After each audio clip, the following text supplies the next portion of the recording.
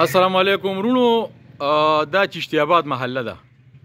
د چشتی آباد محلې ښه کافي وټ دی.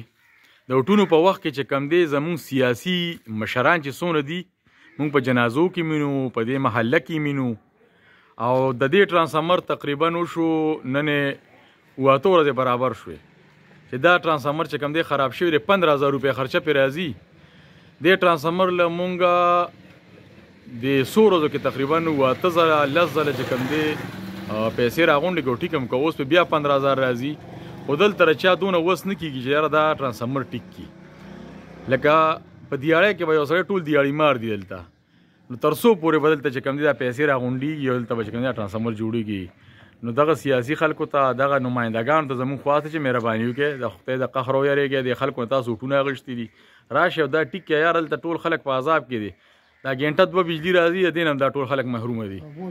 او دلته په جوماتونو کې اوبه نشته، په کورونو کې اوبه نشته. خلک چې کم دی ګرځي او د یو ځای بل ځای نه اوبه مروړي.